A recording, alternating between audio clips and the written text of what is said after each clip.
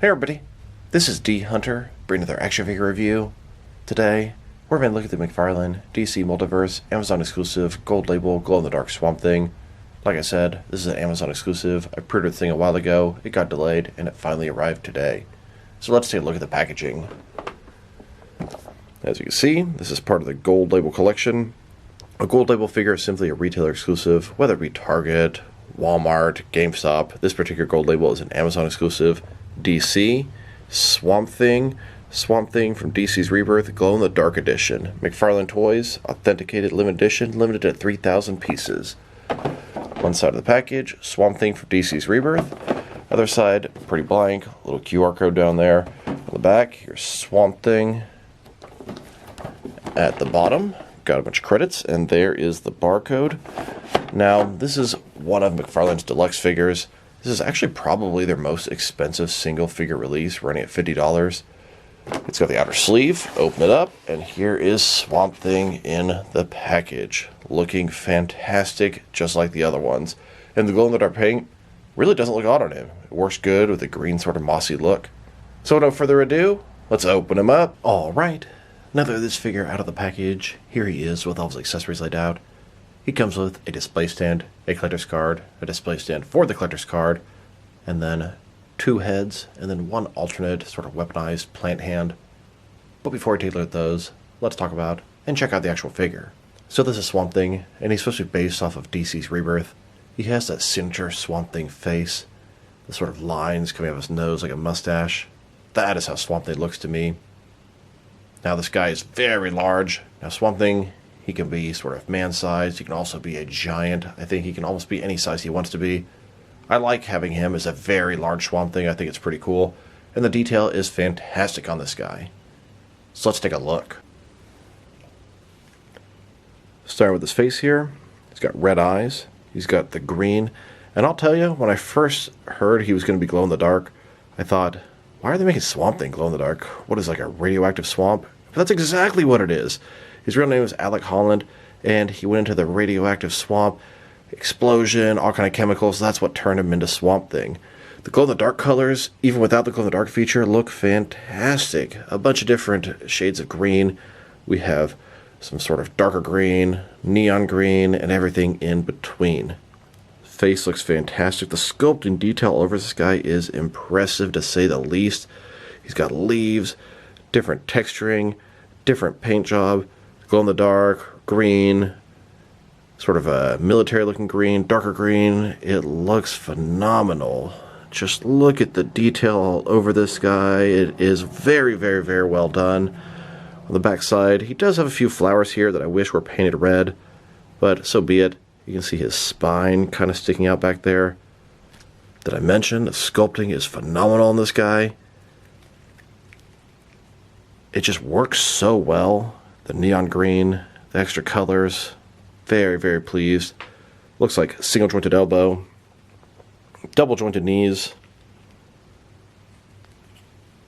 I really like the original Swamp Thing and didn't think this one would beat that one, but he just might. And a closer look at his face and head sculpt. Really, really pleased with everything I'm seeing so far in this guy. And here's the figure broken down as far as he can go, with all of his removable parts detached. Now let's check out his accessories. Let's start off with the boring stuff. Here's his display stand. It's a typical McFarlane display stand, black perfect circle. It's that Swamp Thing on it in glow-in-the-dark paint. Very thin, very basic. Now let's check out his collector's card.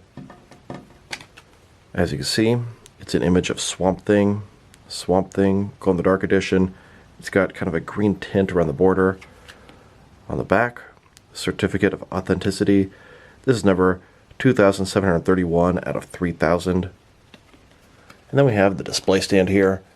It's got glow-in-the-dark paint on it, DC, kind of a Swamp Thing vibe. And here's the collector's card inside of its display stand. Now, this doesn't do much for me, but it could be a cool little display piece next to your Swamp Thing, especially because it all has glow-in-the-dark features. Here's the glow-in-the-dark Swamp Thing collector's card on the left, next to the original Rebirth Swamp Thing's collector's card on the right. And here are all four of the Swamp Thing collector's cards. We have the Platinum Chase variant, glow-in-the-dark version, regular version, and the GameStop exclusive new 52 version. Now for his hands. He has a total of 2 alternate right hands. One is a regular hand, and one is sort of a weaponized sort of plant thing. It's intended to go on his right hand. The right hand comes out with complete ease. If you really want to work hard, you can heat up his left hand, pull it out, and put this thing in there. But it is definitely intended for the right hand. Here he is, with his 2 regular hands. And here he is, with the weaponized plant hand attached. Now let's check out his heads. He has 2 of them. One's a normal head, and one has the giant antlers from the new 52. Here he is, with his first head.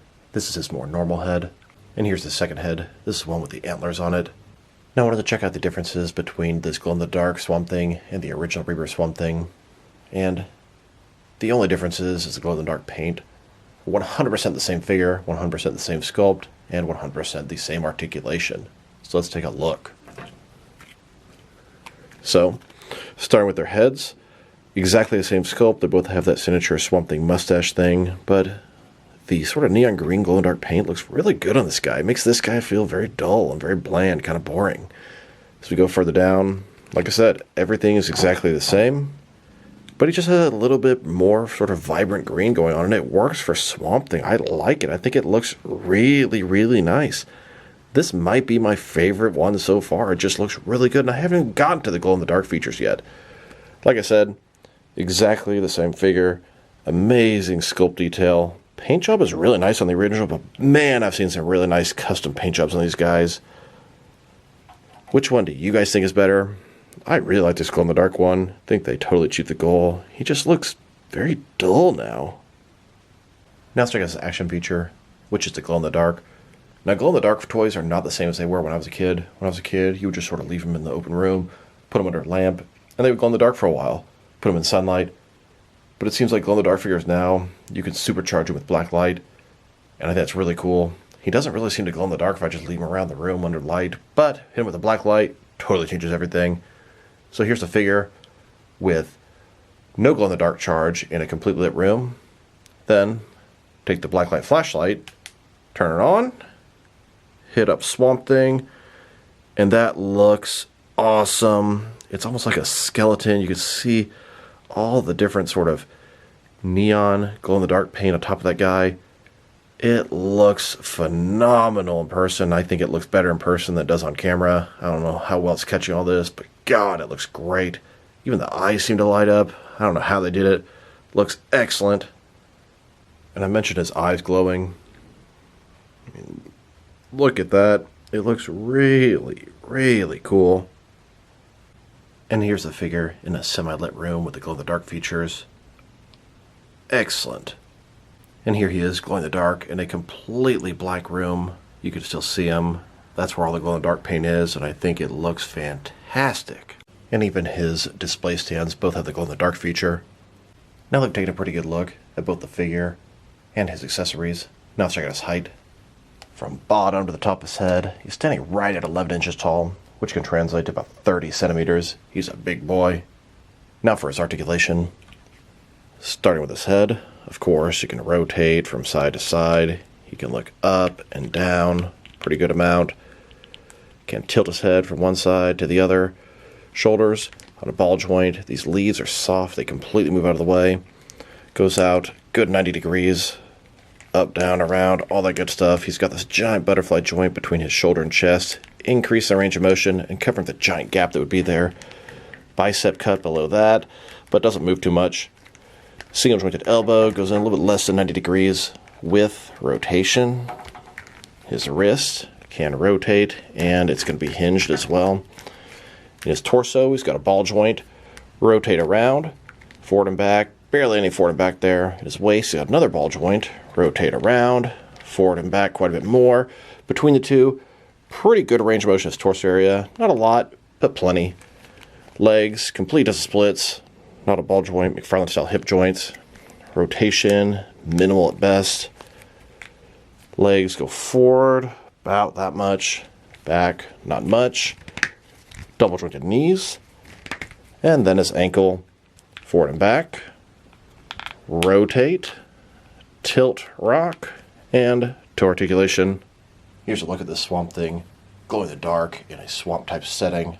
Here's Alec Holland working in his lab. until his lab explodes under mysterious circumstances. Alec Holland is covered in chemicals and fire. He jumps into the swamp to save his life, transforming him into Swamp Thing. And I always remember Swamp Thing taking on some large creatures or monsters. Here's Swamp Thing fighting NECA's Ultimate Kessler Wolf. And here, taking on a McFarlane Witcher Ice Giant. And then, being overrun by a large McFarlane Witcher Kikamora. Here's Swamp Thing choking a couple of McFarlane Stranger Things Demogorgons. And then chilling with a couple of his tree ant buddies. Which one do you guys think will be the boss of the swamp? We got this giant tree ant, or Swamp Thing. Here's a woman handing a flower to Swamp Thing. This figure works for a good fill-in for his wife or girlfriend, Abigail Arcane. It looks like they could be best buddies. And say you got Poison Ivy. She gets into the swamp. She's escaping Gotham City, hiding from Batman. She feels very comfortable here in the wild with all the green. Poison Ivy is intrigued by the Swamp Thing. She's heard of him, but never seen anything quite like this before. She thinks to herself, she could do a lot with Swamp Thing. If she can control him, just like she can control plants, she could use them to help eliminate the Batman. She reaches up in what Swamp Thing thinks is in friendship. She works her magic. She has pheromones. She has the ability to control plants. She doesn't even have to kiss him. He's not a typical organic person. Here's Poison Ivy with her new bodyguard, her new minion Swamp Thing behind her. He's a gray color now, kind of lifeless, doesn't have his own energy. Here's Swamp Thing having a seat, kind of holding his head as he's shaking off Poison Ivy's control. Poison Ivy doesn't realize just how powerful Swamp Thing is. She thought she'd control him a little more easily than that. This could also work as a nice little shot. Swamp Thing, his head's hurting as his antlers are starting to grow in, as the boy becomes a man. And here's Swamp Thing about to get his revenge on Ivy. Now let's check them out. Next is with their action figures, starting off with some of their Swamp Thing figures. Here's the glow-in-the-dark Swamp Thing on the left, next to the original version on the right. Which version do you prefer? Drop me a line in the comments below. And here he is, next to the unpainted artist-proof Platinum Chase variant of the Swamp Thing. This is probably my favorite one of the unpainted artist-proof figures. I use this as sort of Swamp Thing, under control of Poison Ivy. He's sort of dead inside. Then, next to the Antler, New 52 version of Swamp Thing. This is a GameStop exclusive, at least in the US. Here are all 4 variations of McFarlane's Swamp Thing Megafigure. This is the first Megafigure to have more than one different variation. And now, he has more than 3. And now, next to the DC Direct, DC Essentials Swamp Thing. Here's this Swamp Thing, next to a bunch of older, smaller Kenner Swamp Thing figures. They're like children next to him. Here are all the different Swamp Thing figures in my collection. I use the smaller ones for Poison Ivy plant monsters, and then the bigger ones as Swamp Thing himself. Here's Swamp Thing with all my different Poison Ivy figures. Being a huge Batman fan and collector, I always think it's cool to have Poison Ivy interact with Swamp Thing. Maybe she can control him, turn him dark for a bit. Now let's check them out. Next is some other plant-type action figures. Most of these are Poison Ivy creations in my action figure world. Here he is, next to a giant Toy Biz tree ant. This guy's way bigger than Swamp Thing. Then, next to a couple of smaller sized Toy Biz Lord of the Rings tree ants. These guys are probably about 8 inches tall. Oversized, smaller than Swamp Thing, but very similar type action figures. Plant-based. And here, next to a couple of McFarlane Stranger Things Demogorgons. Now, Demogorgon is not exactly a plant-type creature, but his face opens up like the petals of a flower, so I always thought they made for really good Poison Ivy creations. And here, next to a couple of Bandai Stranger Things Demogorgons. Here's Swamp Thing, next to a Hasbro Marvel Legends Groot. I could see these guys having a lot of fun together. It looks like they could be best buddies. And here, with a couple of He-Man Revelations Mossman figures. I use these guys as Poison Ivy creations, and sometimes I might use one as the Floronic Man, another DC plant villain. Then, next to a couple of older Resident Evil plant monsters. These are great for Poison Ivy. Here's Swamp Thing, next to a Godzilla villain called Biolante. Looks like a plant monster hybrid. And here with a couple of Ninja Turtle snakeweed figures. And here with some little plant-type creatures I found at Amazon. Now let's talk about next is one of the McFarlane DC Megafigures. Here's the first wave of Megafigures. This is Darkseid and Steppenwolf from Zack Snyder's Justice League. After that, they released King Shark from The Suicide Squad. He was originally released as a Build-A-Figure, but then they made a Walmart exclusive gold label Megafigure as well. This is the point where they released the Swamp Thing Megafigure. He was in a wave by himself, but they made 3 different variations, and here it is a couple years later, there's a 4th variation. Here's Swamp Thing, next to the Clayface and Titan Joker Megafigures. Then, next to the Arkham Asylum Killer Croc, and Comic Man-Bat Megafigures. And after those Megafigures, they released Bane and Necron. Bane is arguably the most sought-after Megafigure, and probably the most valuable one at this point. Then, they released a Gorilla Grodd Megafigure in the Page Puncher line. And now, they released a Megafigure Frankenstein and Mongol. Then, they released some Black Adam movie Megafigures, Sabak and Atom Smasher. And after that, they released Calibac and Fulcrum Abominus Megafigures. Then they did a Blue Beetle Megafigure, Carapace. And then they released this Doomsday Megafigure. And this guy was in a 2-pack with a regular figure. First time they've done that. And here he is, next to the most recent wave of Megafigures. We have the Justice Buster and Anti-Monitor. Now let's check him out. Next to some action figures from different various companies to see how he fits in, both scale and style-wise, in case you want to know which lines you can mix him with. Since he's a McFarlane figure, they're typically 7-inch scale. I'm going to start off my comparisons with some of the larger action figure lines I collect and work my way smaller. Here he is with some of his McFarlane Toys brothers. In front of you are 5 different action figures, all from McFarlane Toys, all 7-inch scale. Then, with some more McFarlane Toys, these are from different various video game properties. And now, next to some Jack-specific wrestling figures.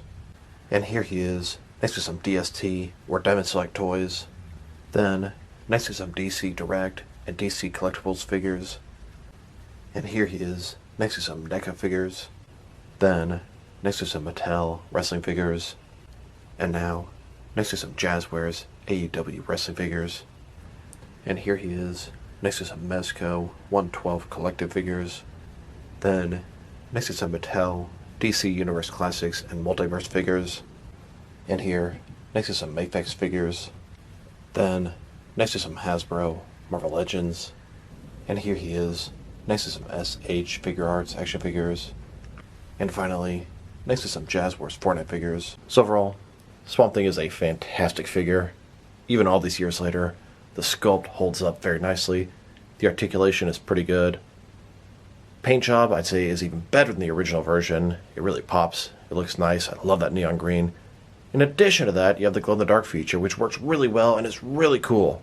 In addition to that, this version is sort of the ultimate version of Swamp Thing. It comes with the antler head, the weaponized arm. You get everything from the previous versions all in one, except for the unpainted version, and who cares about that one? It's the worst of them. I don't remember what I rated the original Swamp Thing, but if I rated him an 8, this guy gets an 8.5. It's a very solid release, very good mega figure. Only thing it's sort of lacking is the value. Very expensive. So this is D Hunter. Thank you guys for watching this video. If you liked the video, press like below. If you have anything you want to say with the video, add to the comment section. If you want to see additional action figure reviews from me, press subscribe. I do appreciate when you do that. Once again, this is D Hunter. Thank you guys for watching this video, and I will talk to you guys real soon.